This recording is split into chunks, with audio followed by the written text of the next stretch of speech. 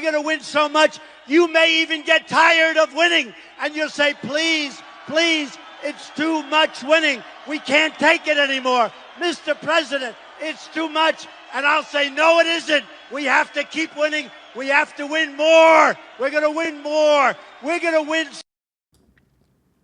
Alors, bonsoir, bienvenue dans le Web Journal de Radio-Québec en différé lundi, le 15 juin 2026. On voulait attendre les résultats de l'annonce de cette entente sur la fin des hostilités dans la région du Moyen-Orient, des Trois d'Ormuz, etc. Et c'est tombé, je pense, 15 minutes ou une demi-heure juste avant le Web Journal. Donc, on s'excuse pour avoir déplacé le Web Journal, mais je pense que c'était mieux comme ça plutôt que de faire quelque chose de partiel. Et donc, on va voir ça aujourd'hui. Évidemment, ça va être un peu comme un petit tour de piste, puisqu'on avait expliqué exactement ce qui allait se passer, que tout le monde allait sortir de ça gagnant-gagnant. Et il y a la question aussi du timing qui est absolument... Oui, donnez-moi un truc sur le son. Son image. Sound levels. La question du timing aussi qui est absolument incroyable. Il fait coïncider ça avec son anniversaire de naissance, hein, son 80e anniversaire de naissance, dimanche, là, hier. 86, c'était le 14 juin, c'est l'anniversaire de naissance de Donald Trump. Le jour du drapeau, il est né le jour du drapeau. Il fait l'annonce avec l'entente signée avec l'Iran. Mais elle n'est pas encore signée, elle va être signée le 19, vendredi. Mais les deux se sont entendus, puis c'est correct, ils vont signer. Ils vont continuer après ça sur les détails. Là, combien de personnes vont venir en Iran pour aller chercher l'uranium enrichi, à quelle base ils vont atterrir, tu sais, des petits détails comme ça, mais sur l'essentiel, c'est réglé. En fait, je pense que, vous connaissez ma position, je pense que c'était réglé avant même de commencer. Parce que pensez-y, là. La semaine dernière, il y avait encore des petits tirs, là, genre tout, tu sais, entre l'Iran et les États-Unis. Et là, l'Iran a voulu étirer la sauce jusqu'à temps qu'il puisse annoncer ça le jour de sa fête.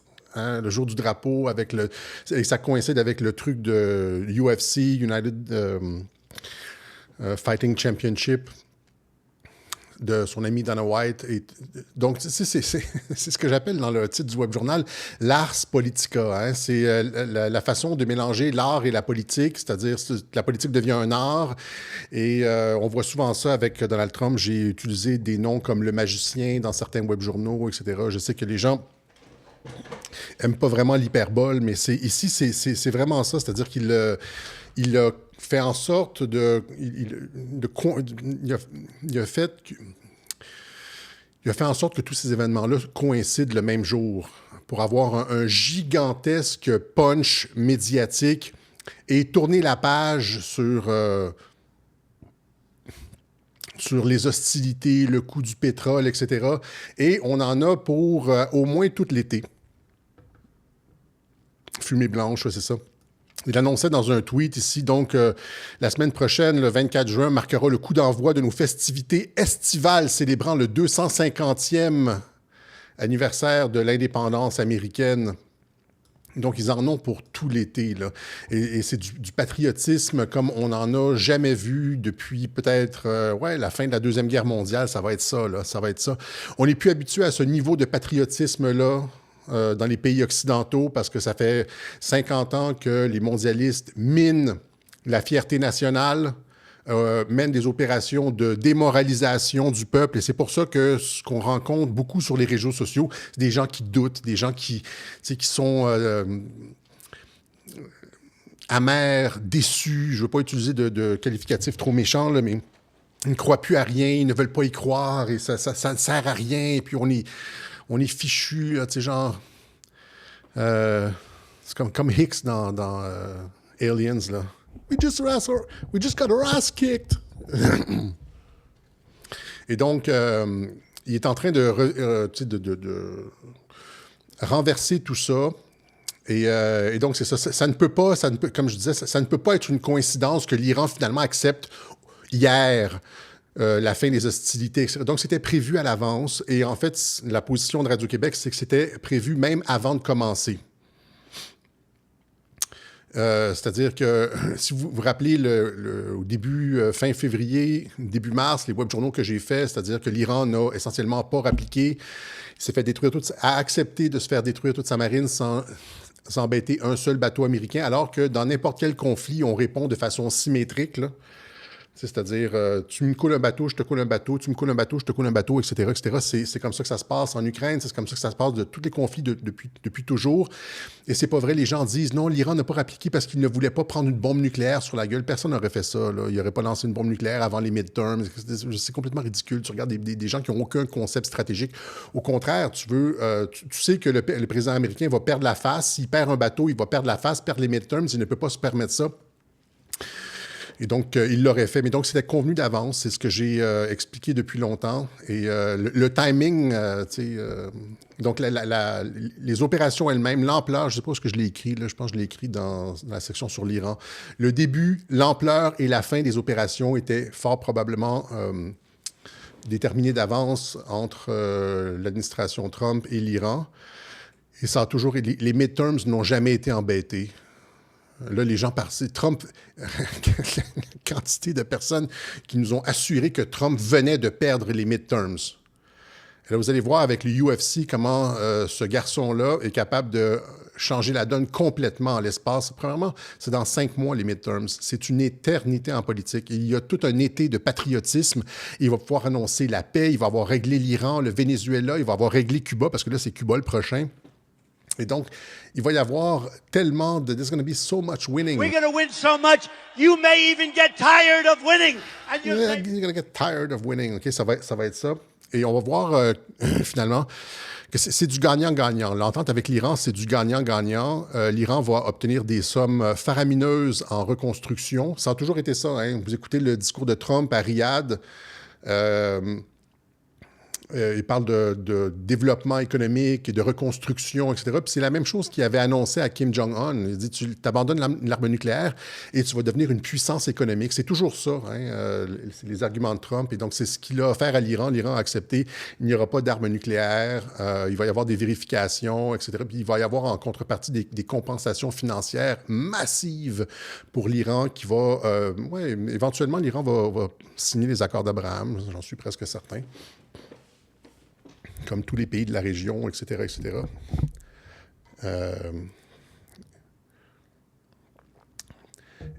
Et on va pouvoir encore une fois faire un petit tour de piste à ce moment-là. Donc, cette bonne affaire apportera la paix et la sécurité. This good deal, il parle du deal, the art of the deal. Là. Cette bonne affaire apportera la paix et la sécurité dans toute la région. De nombreux présidents ont essayé de faire la paix avec l'Iran. Ils ont tous échoué avant moi. Les dirigeants de la région ont, pour la première fois, trouvé un président qui peut les aider à parvenir à une véritable paix avec l'ouverture du détroit d'Ormuz, blablabla. Donc, comme je l'ai expliqué depuis 2018, Trump a toujours des relations très, très diplomatiques avec l'Iran, très, très cordiales. Je l'ai expliqué à plusieurs reprises dans plusieurs web-journaux sur la région. Ceux qui suivent depuis longtemps le savent. On ne fera pas ça à chaque fois. C'est comme...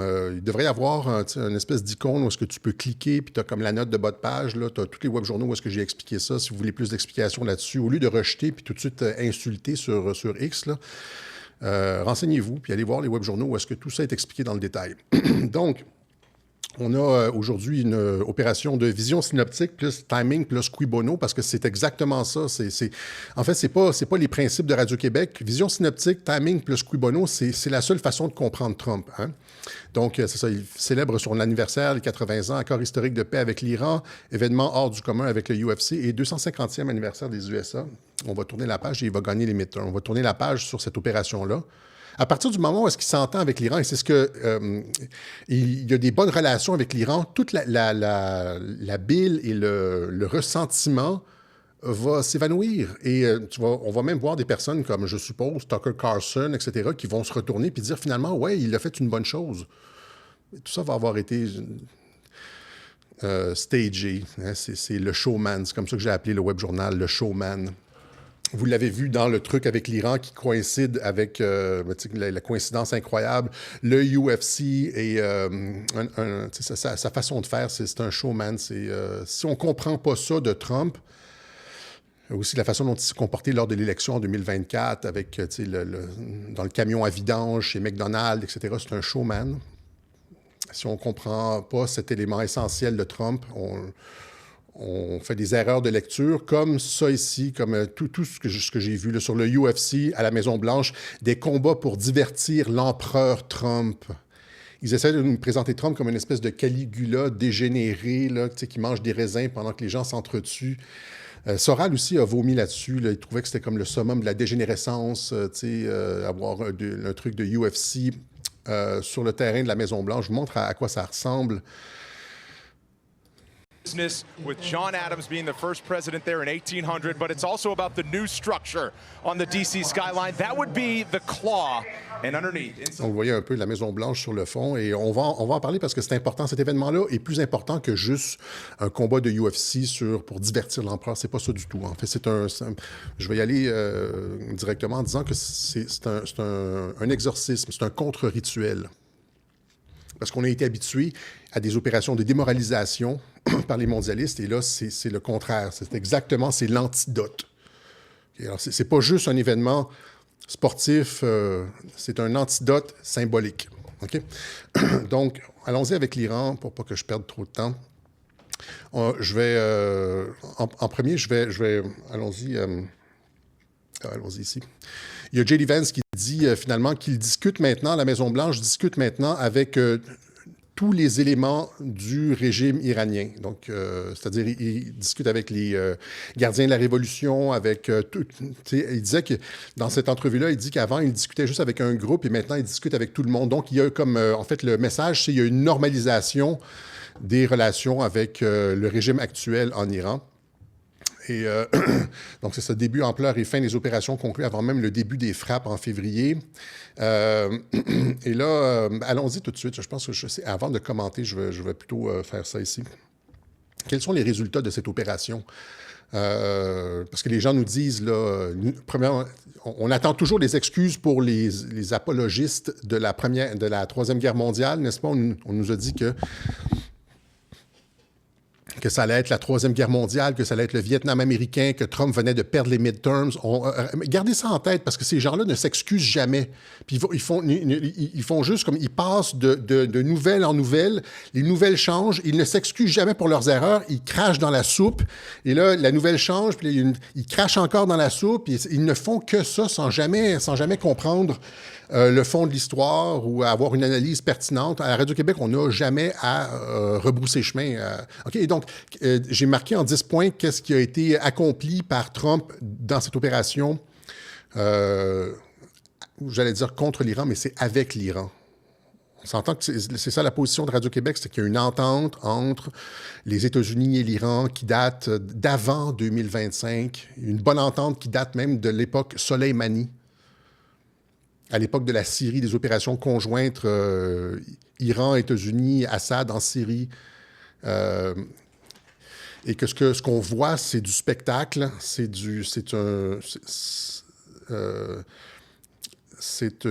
sont des opérations psychologiques. Et il y a aussi des opérations militaires visant à comment je pourrais dire, atteindre un certain nombre d'objectifs militaires qui ont été conclus, qui ont été convenus. Là. Et donc c'est... Allons-y, là, je déparle. Là. Je suis nerveux aujourd'hui.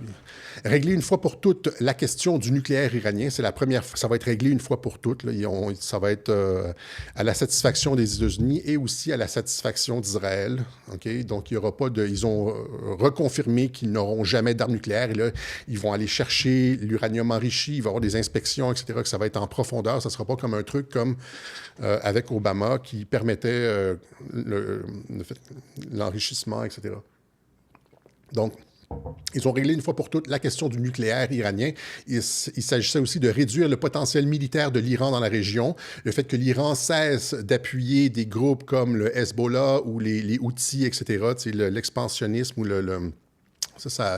Et aussi, par exemple, sa marine, etc., un certain nombre de sites ont été détruits. Et donc, réduire le potentiel militaire de l'Iran. J'ai déjà expliqué que, par exemple, quand on signe des accords de paix entre la Russie et l'Ukraine, la Russie peut exiger que l'Ukraine ait un maximum d'armes lourdes dans certaines régions. C'est normal, courant et commun dans les accords de défense. Par exemple, lors de la Première Guerre mondiale, c'est ce qui a été imposé à l'Allemagne lors du traité de Versailles.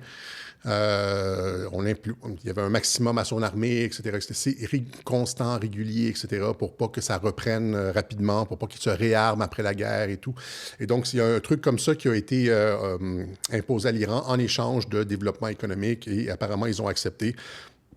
Il s'agissait aussi de couper court aux velléités déstabilisantes israélienne de changement de régime dans la région. Israël, il y a beaucoup de personnes en Israël qui voulaient aller beaucoup plus loin qu'une simple dénucléarisation et une réduction de la menace militaire. Ils voulaient un changement de régime. On voulait mettre l'espèce de Pahlavi, là, le gars avec le gros nez, là, le fils du chat ou quelque chose comme ça. Et finalement, mais c'était pas les plans américains. OK?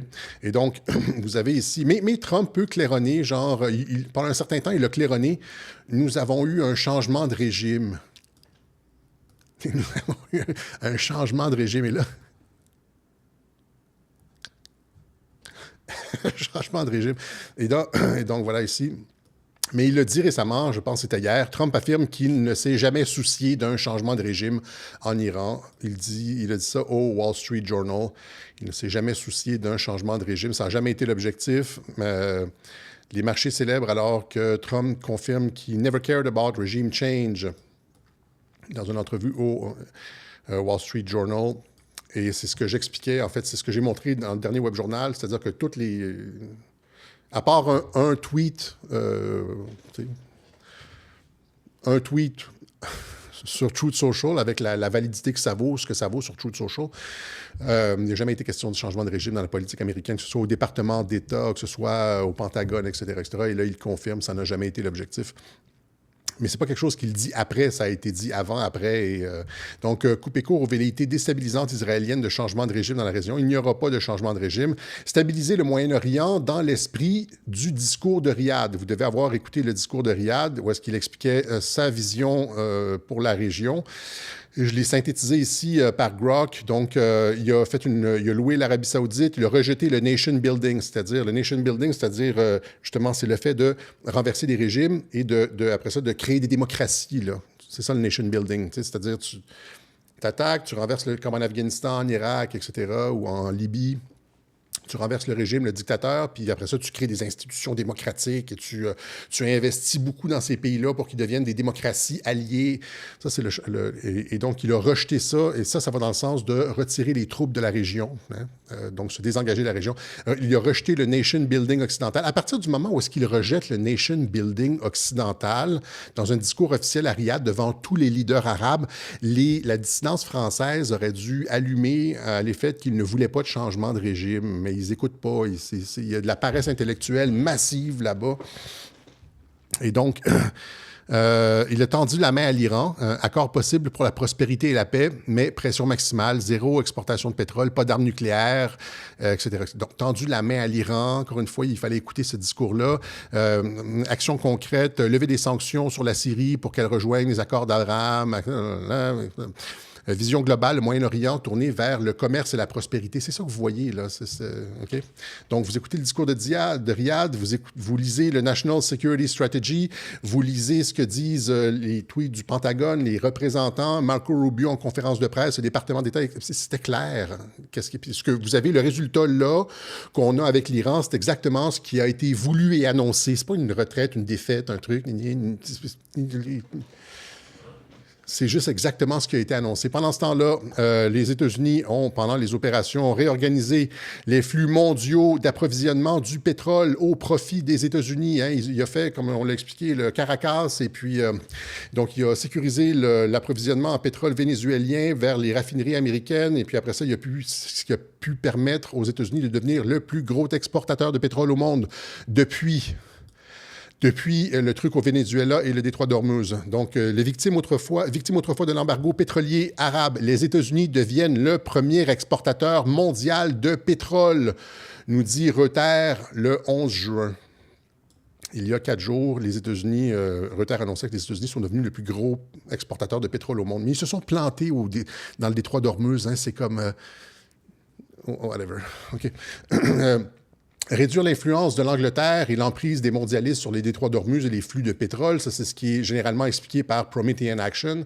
C'est leur angle, je ne vais pas rentrer là-dedans, ils ont fait des vidéos exhaustives là-dessus. Montrer l'inefficacité de l'OTAN, 7.7. Montrer l'inefficacité de l'OTAN et justifier le retrait des troupes d'Europe. Ben oui, parce qu'ils ont dit « Ah, vous venez pas nous aider dans le détroit d'Ormuz et puis... Hein? Les pays, l'Espagne ne voulait même pas que les États-Unis utilisent leur base aérienne. Et puis, OK, bon, on va commencer à retirer nos troupes d'Europe. Et ça prenait une justification, puis ils l'ont eu là. Hein? Ils ont demandé de l'aide. Puis là, c'est comme les premiers degrés, là, les mulots de l'info disaient tous les États-Unis sont empêtrés dans les détroits d'Ormuz, alors qu'ils étaient en train de devenir le plus gros exportateur de pétrole au monde, là, puis que c'était déjà réglé avec l'Iran. Mais ils se sont empêtrés. Et donc, ils ont retiré des avions, ils ont retiré des brigades, etc., etc. Récupérer l'uranium vendu, perdu par l'administration Obama, qui s'est fort probablement retrouvé en Iran. On a expliqué ça dans un web journal, avec toute la question de Uranium One. La vente d'uranium à la Russie, à Rosatom, par l'entremise du Canada. Cet uranium-là s'est retrouvé en Europe et on ne sait pas après ça où est-ce qu'il est parti. Il a comme disparu en Europe. Et Aragashi, le ministre des Affaires étrangères, avait dit que les Européens avaient reçu des rétrocommissions massives. Il y avait des pots de vin qui ont été versés à l'Europe pour l'entente sur le nucléaire avec Obama. Donc, il règle ça. C'est réglé. Récupérer l'uranium vendu, perdu par l'administration Obama afin de permettre à l'Iran de développer une arme nucléaire. Trump a dit que ça ne se passerait pas. C'est la raison pour laquelle le général Mattis a démissionné, notamment, si vous vous rappelez, le général Mattis, lors du premier mandat. Il était directeur de CENTCOM, Central Command, responsable de la région du Moyen-Orient et tout, là. Et il s'est pris la tête avec l'administration Obama parce qu'il voyait bien que ce que faisait l'administration Obama. Il était en train de créer les causes d'une troisième guerre mondiale et d'une déflagration nucléaire au Moyen-Orient, parce que c'est ce que les mondialistes veulent. Okay? 9, montrer au grand jour et se défaire de l'influence israélienne sur la politique étrangère américaine. Je l'ai expliqué, ça a commencé avec The Israel Lobby, ce livre de Mersheimer. Et après ça, il y a eu toutes les MAGA qui se sont rangés rappelez-vous, ça a commencé avec la bourde de Marco Rubio qui a dit « On a fait ça pour Israël à cause qu'Israël nous a un peu forcé la main, etc. etc. » Puis Tucker Carlson, Marjorie Taylor Greene, Steve Bannon, Thomas Massie, etc. Toute la gang MAGA. Donc ça, c'était une des opérations. C'est-à-dire, il y a une attaque qui a déjà été convenue avec l'Iran sans danger, mais on fait aussi passer l'odieux sur... Netanyahou et Israël. Et puis les gens ont mordu à ça à cause que Trump était contrôlé par... avait violé des fillettes. Jean-Dominique Michel et puis Carl Zero nous disait que Trump avait violé des fillettes, avait sodomisé des petits garçons de 8 ans, là, puis Netanyahou le contrôlait. Rappelez-vous, parce que les gens n'ont pas de mémoire, les énormités qu'on a entendues, ces espèces de colonels ou généraux qui passaient à GPTV en disant « Netanyahou contrôle Trump avec le dossier Epstein ». Je pense même que Thierry Messant est allé là-dedans. « Netanyahou contrôle Trump avec le dossier Epstein ». Ils sont tous allés, là. Donc, et là, ce qu'on sort de ça, c'est réglé avec l'Iran et les États-Unis, l'opinion. Israël a beaucoup moins d'influence sur la politique étrangère américaine maintenant. Ça a été éventé, notamment grâce à Thomas Massie. Et là, je vais faire une parenthèse ici sur le point 9. Donc, vous avez les 10 points ici. Point 9, ici, Thomas Massie, qui, cette semaine, a... opéré une conférence de presse avec les anciens membres d'équipage du USS Liberty. Hein, le USS Liberty, c'est ce bateau américain qui a été attaqué par Israël lors de la guerre de 6 jours. Les États-Unis n'étaient pas partie prenante de ce conflit-là. Israël voulait que les États-Unis rentrent dans le conflit et ont attaqué, un avion israélien a attaqué le bateau USS Liberty pour faire une opération sous faux drapeau, faire passer ça sur le compte de l'Égypte, etc., etc. Ça a toujours été présenté comme une théorie de la conspiration. Vous voyez, c'est comme USS Liberty, Conspiracies, c'est de l'antisémitisme, etc. Is the story of the USS Liberty, Hamas, est-ce que c'est de la propagande du Hamas, etc., etc. Mais c'est pas ça, c'est réellement, si vous écoutez les membres d'équipage, il n'y a jamais eu d'enquête, on n'a jamais voulu que les membres d'équipage donnent leur version de l'histoire, ça a été enterré complètement parce que l'avion israélien, c'était clairement une frégate américaine. Là. Je veux dire, c'était une vraie frégate. C'était pas un bateau de l'Égypte qui battait pavillon. C'était une frégate américaine qui battait pavillon américain. Et l'avion israélien, je pense, a passé comme genre 1 heure, si c'est pas plus, avec plusieurs passages, essayait de couler le bateau, tirait sur le bateau avec ses, à basse altitude. C'est pas une affaire à haute altitude. Là. On est dans les années, je pense, dans les années 60. C'est la guerre de 6 jours, c'est ça? Ils ont tiré des missiles sur le bateau. Ils ont essayé par tous les moyens de le couler. Ils savaient, les membres d'équipage étaient sur le pont du bateau avec des drapeaux américains. L'avion israélien continuait à bombarder. Ils voulaient couler le bateau. Ils voulaient... il faut écouter les membres d'équipage du USS Liberty. Et là, tu as Thomas Massie, cette semaine, qui a fait une conférence de presse. Oui, c'est ça que je veux dire quand je dis, là, c'est comme la vérité sur Israël sort, ça c'est le point 9, là, des conséquences de la guerre avec l'Iran. Je vous montre ici la conférence de presse de Massie sur les événements du USS Liberty. Well, we're going to do a press conference at the Triangle, but I think this might be more appropriate if everybody's here and ready to roll. We've got over a dozen members of the crew of the USS Liberty. Today, I stood on the floor of the House and honored them. Il voulait les faire témoigner au Congrès, etc. Ici, bon, vous avez Times of Israel. Massie, un opposant à Israël, réclame une enquête sur le USS Liberty et porte la question du complot devant la Chambre des représentants américains. C'est gros, là, rappelez-vous. Ça a été retweeté par Mike Flynn. Imaginez ça. Ici, le Mike Flynn dit « Ce n'était pas une erreur. It was not a mistake. » Ce n'était pas une erreur. Ils ont toujours dit, la version officielle, c'est la version israélienne, c'est « On s'est trompé. C'est une erreur. On n'a pas vu le drapeau américain. » Or, c'était pas ça, là. Et Mike Flynn, ici, qui est, on le rappelle, l'ancien chef de la Defense Intelligence Agency, la DIA, le service de renseignement militaire du Pentagone, dit « Ce n'était pas une erreur. » L'équipage du USS Liberty, Thomas Massie, merci de maintenir cette histoire en vie. Imaginez ça, Mike Flynn. Tu sais, l'homme de l'État profond, selon Stanislas Berton. C'est qu'on se bidonne à Radio-Québec. C'est le même Mike Flynn qui a, le 17 avril dernier, publié la photo où est-ce qu'on voit le 11 septembre et Israël derrière l'opération. C'était assez subtil, mais Israël qui suivait tout ça sur ses écrans avec les drapeaux, là, et puis même les Dancing Israelis sur le dessus du troc avec Jeffrey Epstein et tout ça. Et même l'assassinat, rappelez-vous comment ils ont mis l'assassinat de Charlie Kirk sur le dos d'Israël aussi. Je pense pas qu'il a été assassiné, c'est ça le truc. Je pense que ça aussi, c'est un faux drapeau. Parce qu'il y a eu juste un trou, là. C'est complètement ridicule comme truc, là.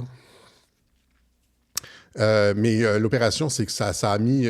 Rappelez-vous, Benjamin Netanyahou a répondu 2 jours après. Il y a eu toutes les révélations de courriel avec Candace Owens, etc., où est-ce qu'on disait qu'il avait été menacé par des donateurs juifs israéliens. Et puis, Benjamin Netanyahou était sorti pour dire non, on n'a rien à voir avec ça. Et puis, c'était la grosse pression, là. Puis ça, c'est dans le vidéo de Mike Flynn. On voit aussi ici les Eyes Wide Shut de Stanley Kubrick en vêtements rituels avec Bill Clinton dans la robe de Monica Lewinsky et Monica Lewinsky en uniforme des forces de défense israéliennes, c'est-à-dire c'est une agente du Mossad, c'est ça le truc, c'est ça que... Et ça, c'est publié par Mike Flynn, vous voyez, et donc c'est comme... Il y a cette espèce de... Et c'est ça, America First, hein, c'est...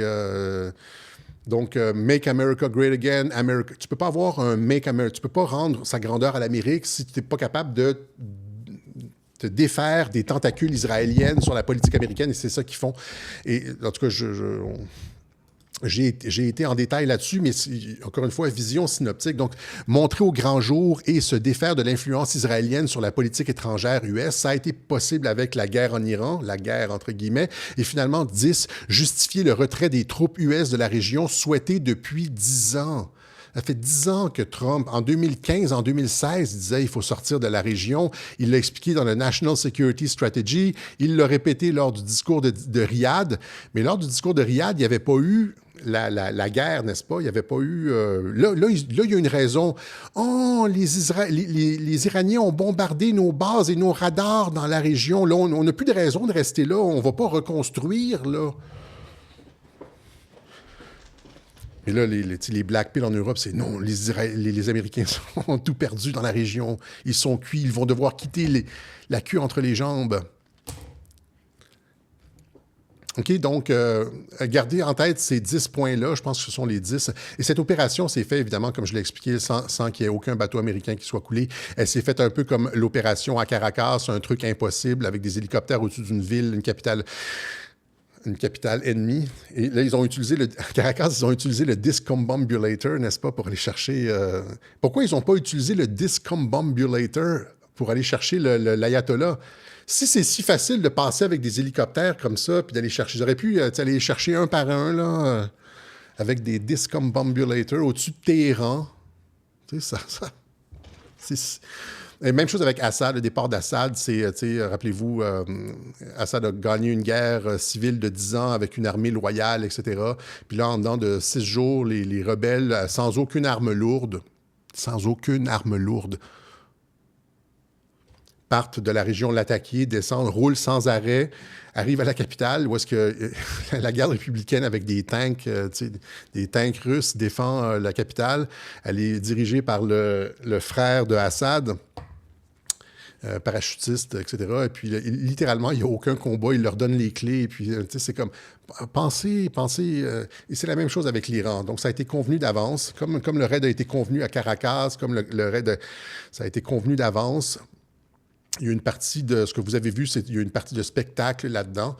Le début et la fin et l'ampleur des opérations a été déterminée à l'avance, à mon sens. En tout cas...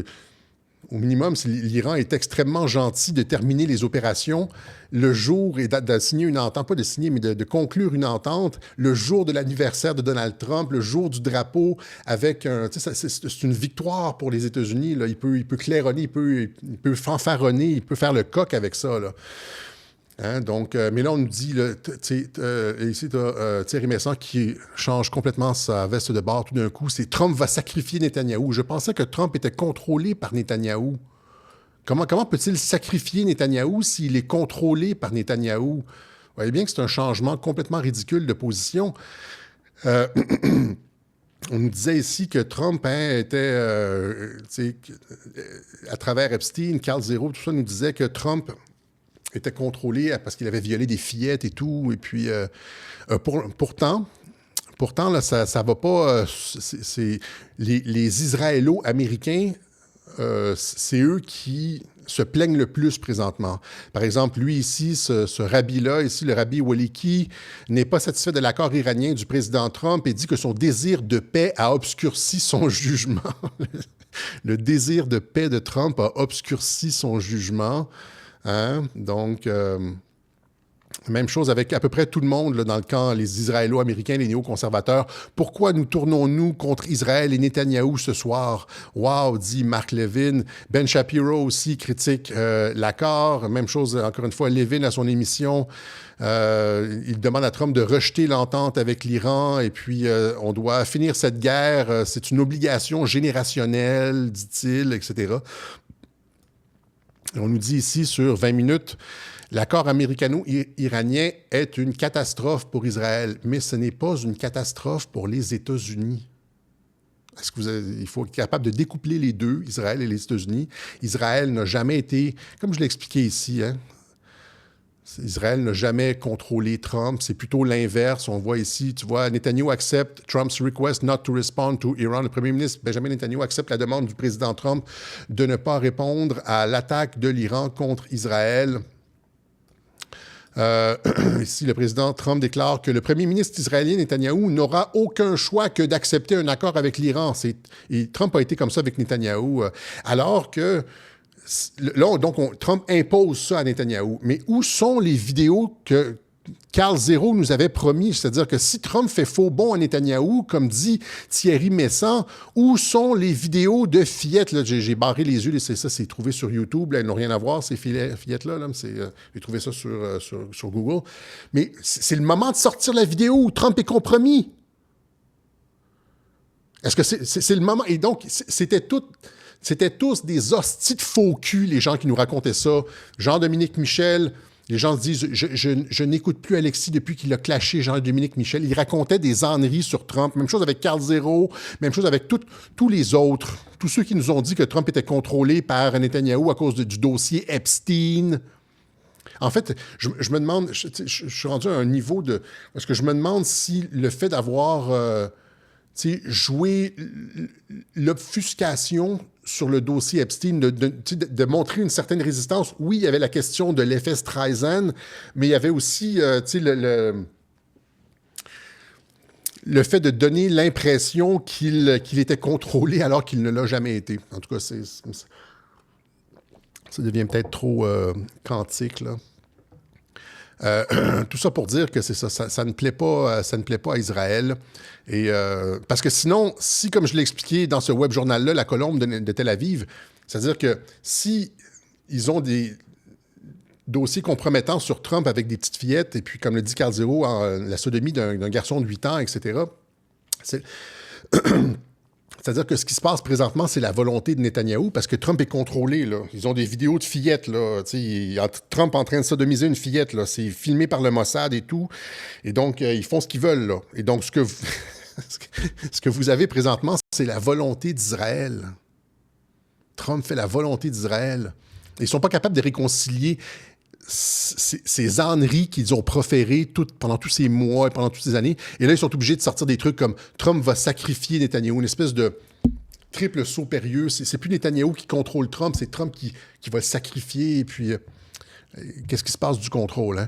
Hein? Et on se demande aussi, qu'est-ce qui se passe avec le troisième temple, là? Pierre Hillard nous assurait franc-maçonnerie, révolution, empire américain, le fil rouge du temple.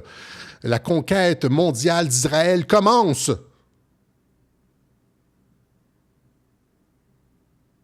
Le plan secret.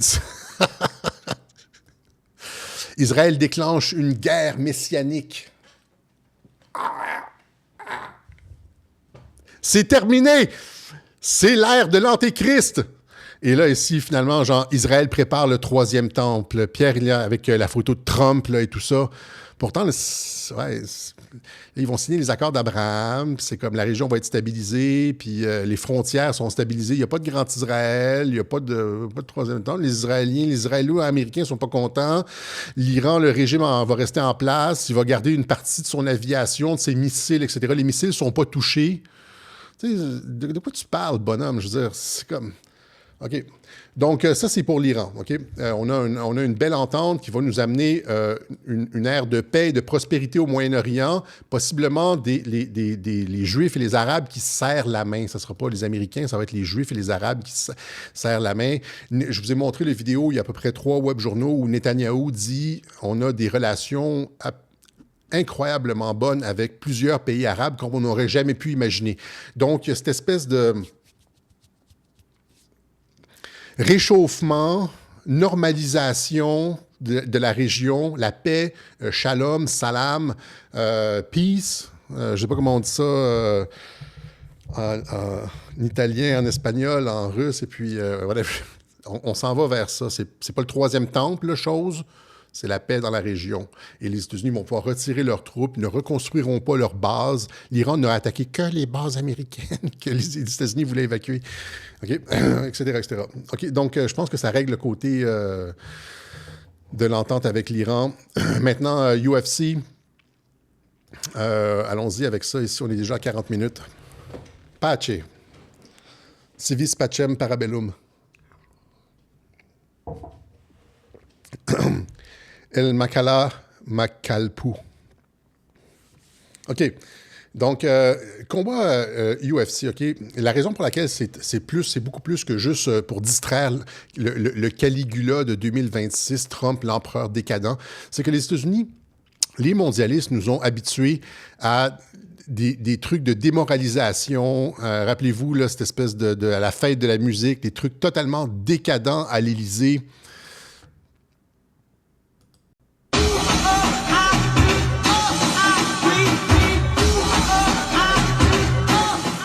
Ou avec Biden, tu sais, des trans à la Maison-Blanche qui se montrent les seins et tout, avec des drapeaux de la Pride et puis tu sais, des mouvements lascifs, etc.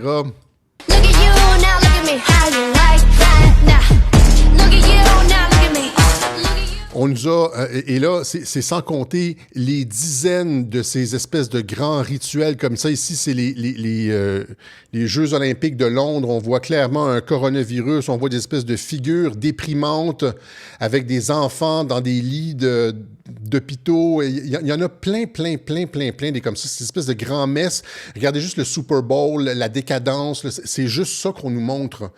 Et ça a un effet psychologique, c'est démoralisant, déprimant, etc. Même si, même subconsciemment, c'est-à-dire qu'il y a des gens qui vont par souci d'ouverture, ils sont comme sur le logiciel de la Société ouverte de George Soros, ils ont bien intégré ça, là.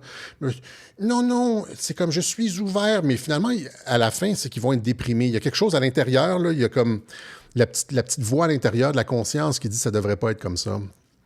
Mais publiquement, là, parce que les médias nous disent, tu sais, ils vont dire « Non, je suis ouvert ». Mais ça affecte psychologiquement. Puis c'est pour ça que les gens prennent des antidépresseurs, tu sais, consomment des quantités industrielles d'alcool, tu sais, c'est ça, c'est la déprime. Et puis, ce que vous avez dans ces événements-là, c'est la symbolique de la démoralisation. On voit, tu sais, c'est ça, des trans sur des filles, des trans se montrer les seins sur le gazon de la Maison-Blanche, dans le parc arrière de la Maison-Blanche. Et Trump renverse tout ça. Et donc, ce que j'ai vu ici, c'est un contre-rituel pour contrer la symbolique de la démoralisation. Trump nous insuffle au peuple américain une énergie de combat. Et vous allez voir, on va montrer un certain nombre de clips parce que vous devez le ressentir. C'est bien qu'on ait attendu aujourd'hui pour faire le web journal parce que, justement, là, on allait en parler, on allait dire à peu près ça, mais là, on a des clips. Et donc, vous avez aux États-Unis un patriotisme qu'on n'a jamais vu depuis la fin de la Deuxième Guerre mondiale. Et ce qu'il faut comprendre aussi, c'est que Trump, je reviendrai là-dessus. Là. C'est le président du peuple, OK? Et avant de continuer, rappelez-vous ce qu'il a dit dans son discours inaugural en 2017. Ceci n'est pas le transfert de pouvoir d'une administration vers une autre administration. Ceci est un transfert de pouvoir d'une administration, du gouvernement vers le peuple. Là, ce que vous avez, c'est la Maison-Blanche, c'est la maison du peuple américain. Ça appartient au peuple américain. Et c'est ça qu'on a senti. Les Américains se réapproprient leur symbole. C'est ça le sens de cet événement-là. C'est pas genre Caligula qui veut être distrait. Là. Quel petit merdier ce Philippe Léger, là. Et tous ceux qui ont rien compris à ce que Trump fait, ça va dans le sens de Trump qui conduit un camion de poubelle. Auriez-vous vu un candidat à la présidence française conduire un camion de poubelle, se présenter comme un homme du peuple comme ça, parce que le UFC, c'est ça, c'est les Américains moyens. Auriez-vous vu un président français ou aller travailler, littéralement, aller mettre un apron et travailler chez McDonald's pour montrer, manger, servir des frites. C'est ça, là. C'est ça, là. Si vous comprenez pas ça, vous comprenez pas ce que c'est être un Américain. Et vous chérissez... c'est quoi déjà, là, je ne l'ai pas, là? Vous chérissez les causes, vous chérissez les effets, donc vous déplorez les causes. C'est tolérant, là. Vous ne comprenez pas que toute cette espèce de... En fait, laissons faire, on gardera ça pour une autre fois. Et vous voyez comme... Trump ici qui mange du McDonald's, et là, tu as des personnes genre en santé qui disent il essaie de nous dire qu'on devrait être en santé, mais il mange du McDonald's, etc. refaire le lien social. C'est être près du peuple. Les Américains mangent massivement chez McDonald's. C'est être pragmatique, ça. C'est pas être un idéaliste, c'est être un pragmatique. Et il refait le lien social avec le peuple américain. Parce que le lien social, on le sait, est brisé partout entre les peuples et les politiciens. On n'a plus confiance dans nos politiciens. Ils ne nous représentent plus. On s'entend?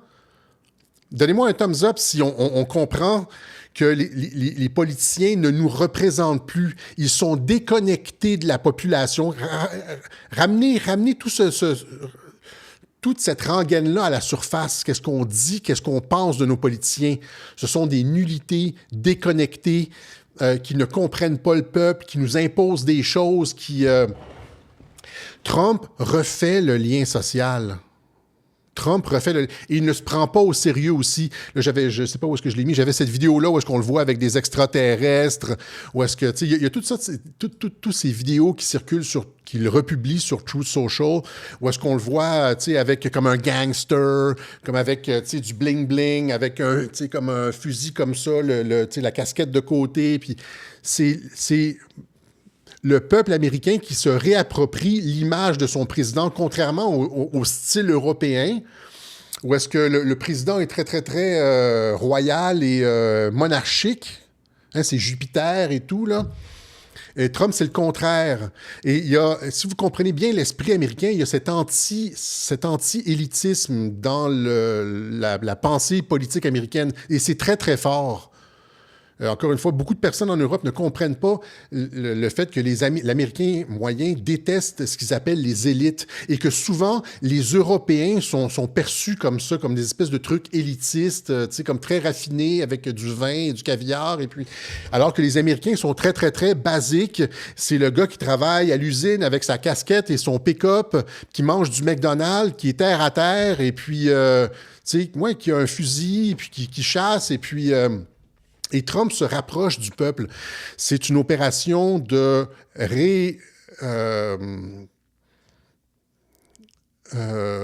refondation du lien social. Et il le fait depuis longtemps, refonder le lien social avec le peuple américain. Okay? C'est pour ça qu'il laisse son image. Il n'est pas... il republie lui-même toutes sortes d'images de lui dans toutes sortes de situations. Il mange comme le peuple, il travaille comme le peuple, il est près du peuple, il va au UFC, il fait un événement populaire.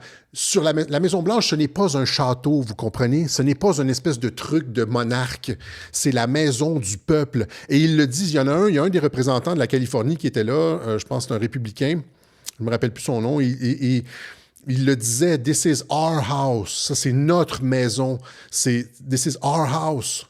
Et puis, juste avant le début du combat, il y avait comme un discours sur la Constitution américaine où est-ce qu'on rappelait aux Américains les principes fondateurs de la nation, etc., etc., etc. Écoutez ça.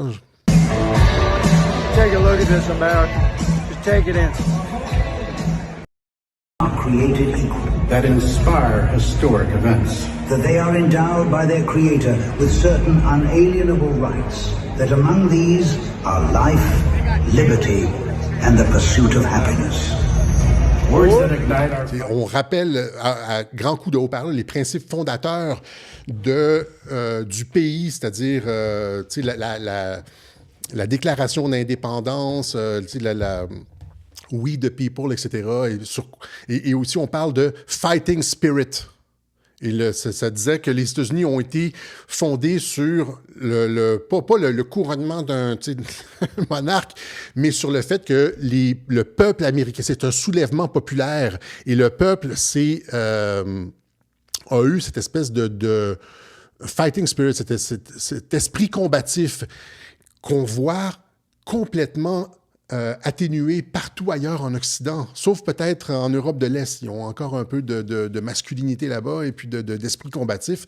Mais pour le reste, vous comprenez mon propos, c'est-à-dire que Trump réinsuffle de l'énergie de combat dans le peuple américain.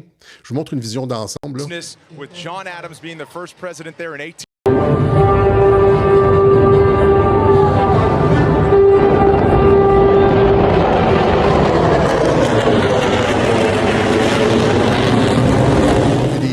jets qui passent au-dessus.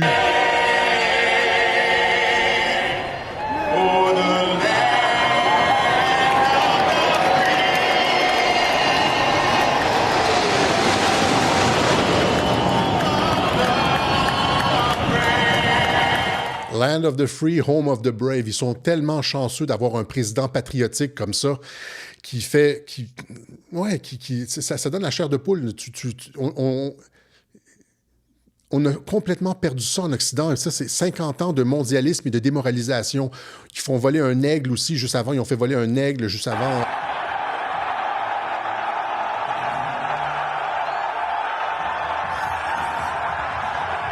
Et aussi, juste le samedi, avant les événements, il y avait des concours de motos. Les Américains ont ça, des espèces de camions qui partent là, avec une espèce de gigantesque moteur de 3000 chevaux avec des étincelles. Des espèces de gros, ce qu'on appelle des gros derby. Là, ils font de la casse, une espèce de voiture avec des gigantesques roues de 10 pieds. Et puis, avec c'est ça, les États-Unis. C'est ça, c'est Americana. Americana. Il va toucher, réactiver la fibre américaine et recréer du lien social entre les institutions et le peuple.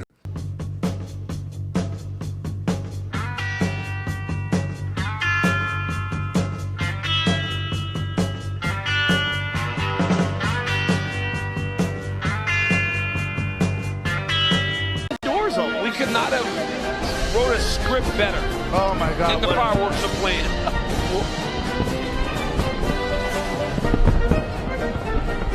Vous voyez un peu le genre, là. Je ne veux pas m'éterniser là-dessus, mais...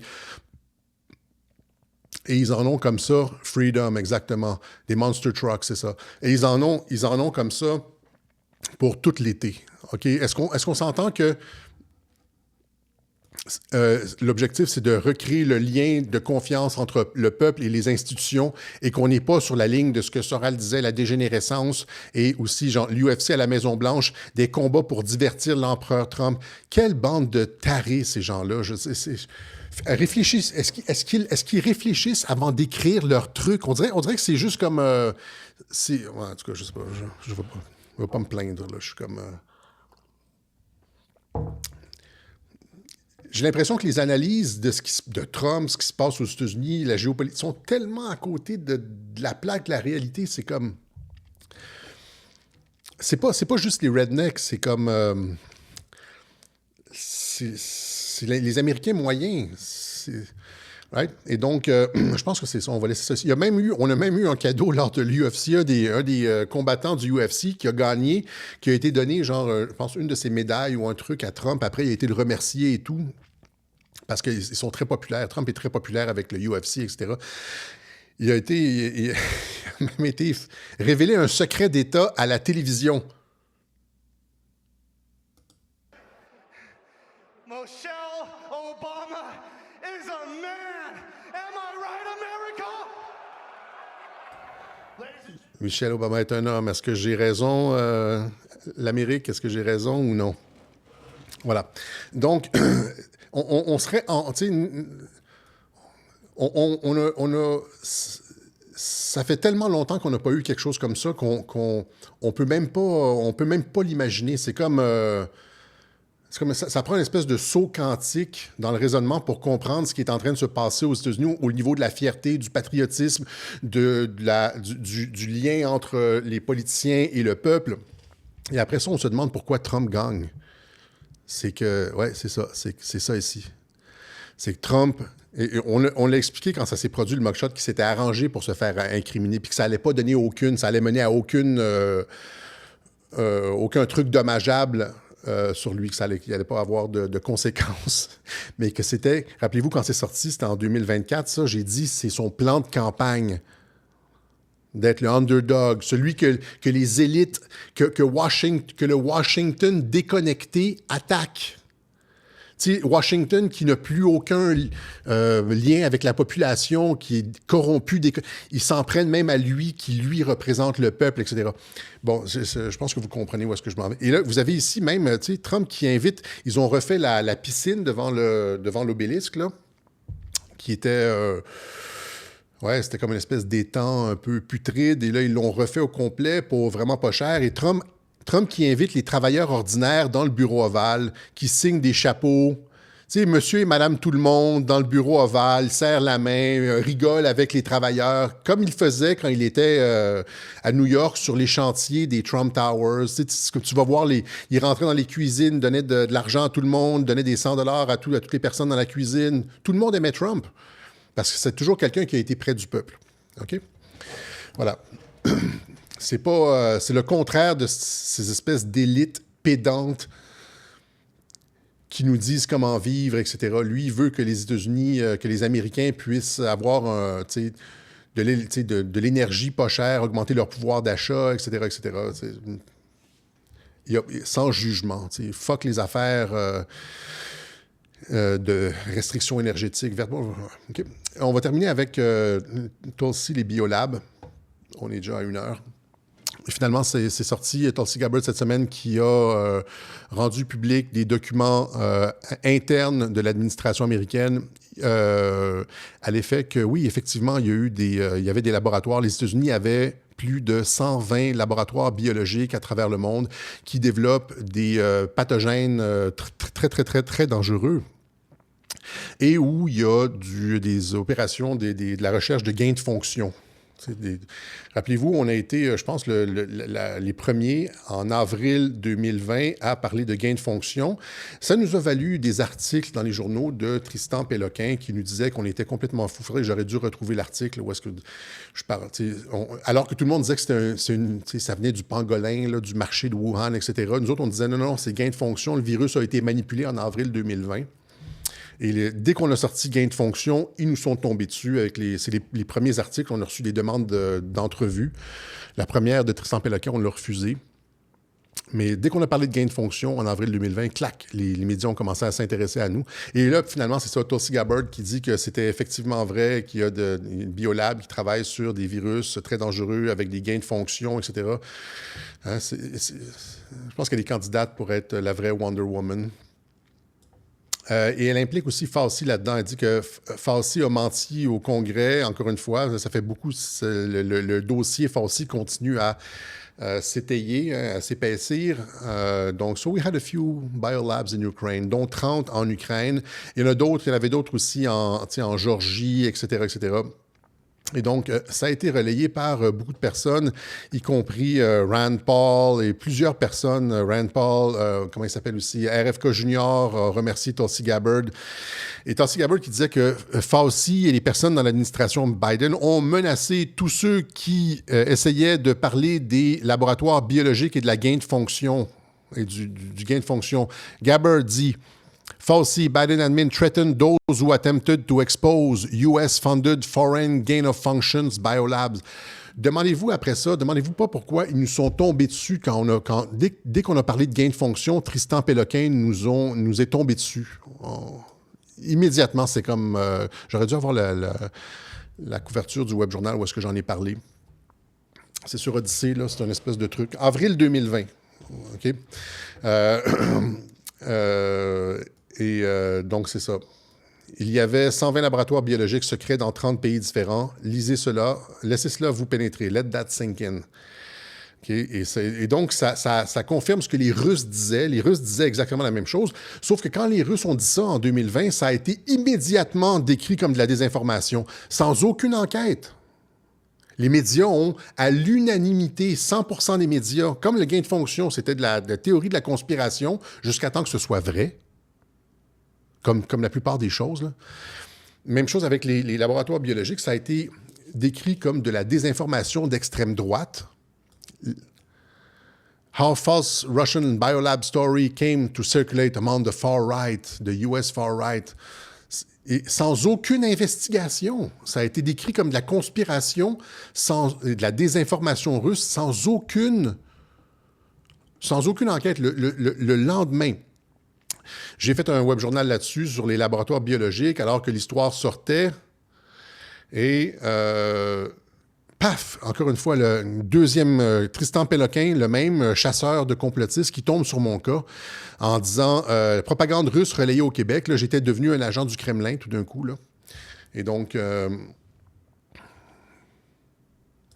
Il disait même, regardez ici, la façon dont ils reçoivent et adaptent les discours du Kremlin reste cependant nébuleuse aux yeux de bon nombre d'experts consultés par la presse. La façon dont ils reçoivent, il n'y a même pas de doute, là. Je reçois de la propagande du Kremlin. Il n'y a aucun doute, là. C'est pas, est-ce qu'ils, peut-être ont-ils ou, non. La façon dont on ne sait pas comment ils reçoivent. Ils reçoivent de la propagande du Kremlin. Premièrement, c'est on ne sait même pas si c'est sur la base de quoi tu dis que c'est de la propagande. Il n'y a eu aucune enquête pour invalider telle chose. Tu sais, il n'y a eu aucune enquête pour savoir si c'était vrai ou non. Fait que, premièrement, c'est comme, comment sais-tu que c'est de la propagande? Puis après ça, on ne sait pas comment ils reçoivent la propagande. Donc, je reçois de la propagande. Mais ils ne savent pas comment. Si tu ne sais pas comment je la reçois, comment peux-tu savoir que je la reçois, crise d'imbécile?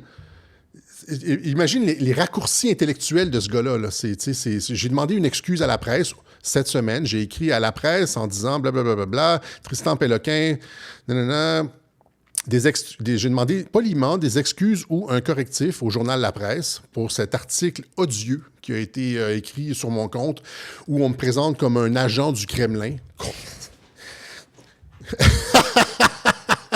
C'est complètement ridicule.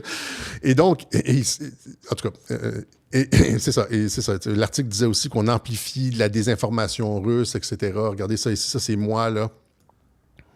Des laboratoires américains de guerre biologique en Ukraine. Alexis Cossette-Trudel. Le lendemain, le nombre de recherches concernant Biolab, blablabla, Alexis Cossette-Trudel avancé selon qui le gouvernement mondialiste cherchait à provoquer une guerre mondiale. C'est les bonnes années où est-ce que je me faisais rentrer dedans par les médias sans rien, sur la base de quoi. Voilà. Et donc, fuck off, Tristan Péloquin. J'espère que tu vas avoir le professionnalisme d'émettre, à défaut des excuses, d'émettre au minimum un correctif. Parce que j'ai pas poursuivi, hein. J'aurais pu poursuivre... c'est complètement diffamatoire, ça. On ne sait pas comment ils reçoivent la désinformation russe, là. La propagande du Kremlin. Je reçois de la propagande du Kremlin. Imagine à quel point ça aurait été facile en cours de l'écraser. As-tu une preuve que je reçois de la... Montre-moi. Ils disent qu'ils ne savent pas comment. Mais, as-tu une preuve que je reçois de la propagande russe? La réponse, c'est non, il n'est pas capable. Puis j'aurais pu peut-être prendre ma retraite. Imaginez si j'avais poursuivi pour 2 millions, là. Et donc, alors que dans le Web Journal, on expliquait quand même un certain nombre de choses. Il y avait, les laboratoires en Géorgie, il y avait eu des cas de mort, d'éruption, de virus. Je me rappelle plus c'est quel virus, là. C'est peut-être pas l'Ebola, mais Anipa ou je sais pas trop quoi. En Géorgie, Inside the Georgian Lab accused of testing biological weapons. On montrait tout ça, c'est-à-dire qu'il y avait pas juste, on montrait pas juste les sources russes. Il y avait Victoria Nuland qui l'avait admis. Lorsque Marco Rubio, à l'époque, l'avait questionné sur les laboratoires biologiques, elle avait admis finalement qu'il y en avait des laboratoires biologiques en Ukraine. Il y a le site qu'on avait montré dans le Web Journal, vous me voyez ici, là. On avait montré le site de l'ambassade américaine en Ukraine qui disait qu'il y avait des laboratoires biologiques pour des pathogènes dangereux, etc., etc. On avait montré aussi le Biosurveillance Network of the Silk Road. On avait montré, en tout cas, plusieurs sources. C'est-à-dire que c'était pas... nos sources, c'est ce qu'on montre dans les web journaux. On n'a pas de sources. Ce qu'on montre, c'est ça, nos sources. On fait la recherche, puis après ça, on montre ça, mais c'est pas le Kremlin qui nous a envoyé le site de l'ambassade américaine à Kiev, là. Voilà. Et donc, ça, finalement, c'est ça. Ça a été rendu public et...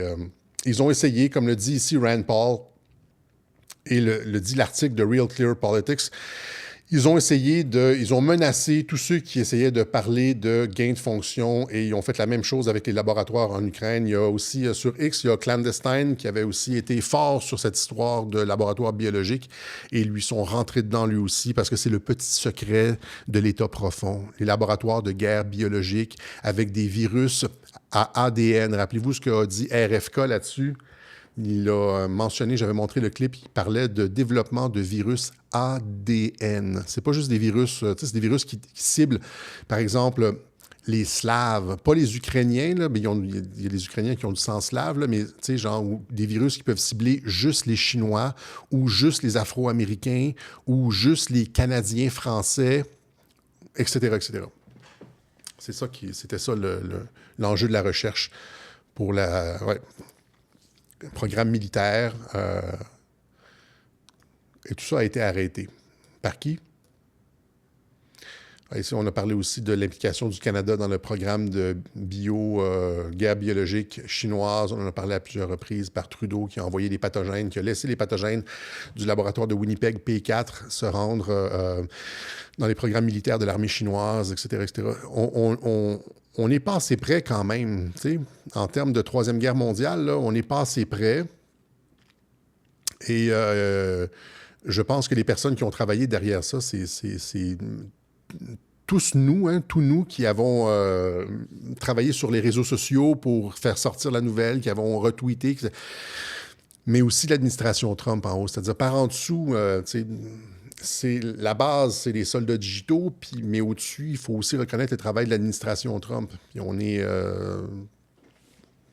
voilà. Alliance civile-militaire, comme on dit. Hein. Voilà. Donc c'est ça, c'est ce qu'on avait pour vous aujourd'hui. Je pense qu'on peut conclure avec ça. Timing incroyable sur... c'est un showman. Un timing incroyable sur la fête de Trump, l'accord de paix avec l'Iran, le UFC, le 250e jour du drapeau, 250e anniversaire des États-Unis. Donc, on tourne la page sur la séquence guerre avec l'Iran, qui n'était pas vraiment une guerre. Hein. Et là, on peut se concentrer sur les midterms et sur le patriotisme, etc., etc. Merci, Benny Fight. Merci. Et donc, donc c'est ça, encore une fois, les Black Pill qui disaient que Trump venait de perdre les midterms, etc. Vous ne pouvez même pas imaginer qu'est-ce qu'il va mettre en branle pour arriver aux midterms. Rappelez-vous juste la campagne de 2024.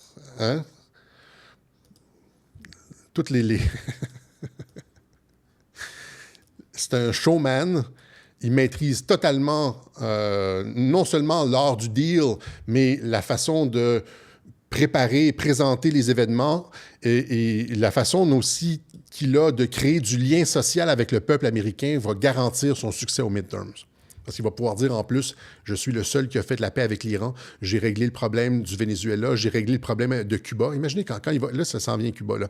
Quand il va régler Cuba, là, qu'est-ce que ça va faire aux États-Unis? Comment les gens vont le percevoir? Trump est celui qui règle des problèmes générationnels. Il règle un siècle de problèmes au Moyen-Orient, il règle 60 ans de problèmes avec Cuba, il règle et l'économie va monter, etc., etc. Voilà. OK? Trump est un winner, c'est ça. L'erreur de la dissidence européenne, c'est toujours de le sous-estimer, de penser qu'il est dans les câbles, de n'avoir aucune imagination. Voilà. Et donc, merci à ceux qui nous soutiennent, ceux qui permettent de continuer à faire des web-journaux de Radio-Québec, d'expliquer les choses comme elles sont, parce que vous n'avez pas cette version-là nulle part ailleurs. C'est de l'information unique. C'est de l'information pas juste originale, mais complètement hors du commun. C'est de l'information quantique, que ce soit sur les opérations militaires ou sur la totalité des sujets. On a toujours une perspective super intelligente, puis ça, on est capable de vous donner ça gratuitement à cause des gens qui nous soutiennent. Le 1% qui nous soutient, c'est même pas 1%, là, je dis 1% juste pour arrondir, qui nous permettent de continuer de semaine en semaine à faire des web-journaux, qui pensent à nous, qui pensent à... C'est gratuit à cause de ces gens-là qui font ça, en plus de ça, de façon anonyme. Ça décuple le mérite. Si ton nom est... Ouais, c'est correct, mais si tu fais ça de façon anonyme, c'est encore... Et donc, il y a différentes façons de nous aider ici par la poste. Si vous nous envoyez des chèques en euros, c'est au nom d'Alexis Cossette-Trudel, mais toutes les autres, c'est Radio-Québec, c'est au nom de la compagnie. On l'a déjà expliqué, il y a un PayPal et Transfert Interact. Juste nous soutenir. On aimerait pouvoir se rendre jusqu'aux midterms, pouvoir pavaner, dire qu'on... Vous voyez, tous ceux qui disaient que les midterms allaient être perdus par Trump, eh bien, le multivers de l'information, hein. On voudrait juste pouvoir au moins mettre ça dans la gueule de combien de dizaines de trolls sont venus me narguer sur X. Vous pouvez me suivre ici sur X. sont venus me narguer en disant que Trump vient de perdre les midterms. Ils ont toujours tort.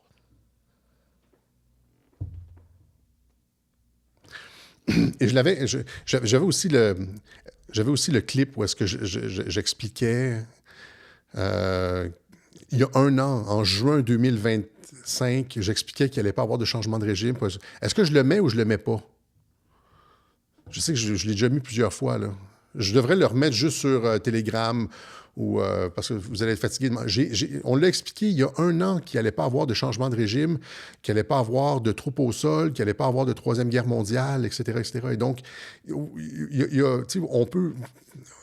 Je veux pas être méchant, mais c'est littéralement une perte de temps que d'écouter des gens qui vont vous raconter des âneries sur ce que Trump fait, alors que vous pouvez avoir l'essentiel de l'information, une information super pertinente et concise dans un web journal par semaine, des fois 2, en écoutant Radio-Québec. Voilà, ça sauve du temps, ça sauve le moral, ça sauve... C'est comme...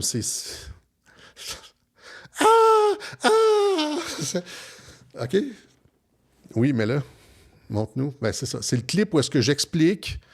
C'était juin 2025. C'est lors de l'opération Midnight Hammer. J'ai dit il va y avoir. Ils vont remplacer quelques têtes grises. Il n'y aura pas de changement de régime, pas trop au sol, etc. Je le mets une dernière fois parce que je sais que vous allez me détester. Puis, ce changement de mentalité va se produire avec l'Iran. Il va y avoir un changement. Il va certainement y avoir un changement de direction sans changement de régime.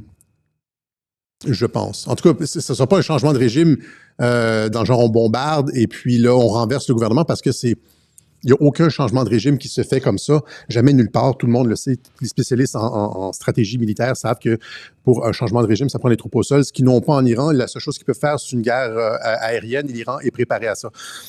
Mais l'Iran a probablement consenti à des changements comme l'Arabie saoudite et le fait que le régime soit décapité va permettre de mettre en place, peut-être remplacer, comme Ben Salman, là, remplacer des vieilles têtes blanches conservatrices par du nouveau sang un peu plus progressiste.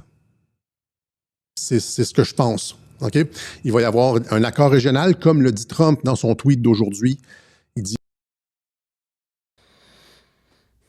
Ça, c'est le clone numéro 26. Là. J'étais beaucoup plus mince, on dirait, à l'époque. Et puis, mais c'est ça. Tout ça pour dire que pas de changement de régime, pas de Troisième Guerre mondiale. On change un peu le leadership et il va y avoir un accord régional qui va plaire à tout le monde. Voilà. C'est tout ça. Et c'est le 15 juin. C'est jour pour jour. Jour pour jour, j'expliquais exactement ce qui allait se passer. C'est exactement ce qui s'est passé. C'est exactement ce qui s'est passé. Et les gens qui disent « Non, Alexis, il ment toujours. » OK.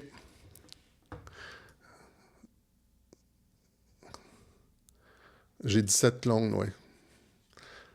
L'autre, le clone, l'Alexis original est en train de boire, il est avec, comme dans un jacuzzi avec 2-3 filles, là, en train de boire des martinis, et puis moi, je suis comme le clone de service qui est obligé de remplacer pour lui, là. C'est comme... Il y a des clones, si vous le voyez, hein, vous pouvez regarder les personnalités, il y a des clones qui sont un petit peu plus sérieux, il y a des clones qui sont fatigués, il y a des clones qui sont comme qui ont un petit peu plus d'humour. Je vais devoir aller rapporter, là. Il va me dire, comment ça s'est passé le web journal? Je dis, c'est correct. Allez, on se donne rendez-vous la semaine prochaine pour une autre édition du Web Journal de Radio-Québec. Et rappelez-vous, c'est ça, le truc, c'est fight, fight, fight. OK? C'est fight, fight, fight. Trump qui insuffle au peuple américain la volonté de se tenir debout, comme lors de la tentative d'assassinat. Fight, fight, fight. Fight, fight, fight. Il énergise son peuple et recrée du lien social. Voilà ce qu'on avait pour vous aujourd'hui. On se donne rendez-vous la semaine prochaine pour une autre édition du Web Journal de Radio-Québec.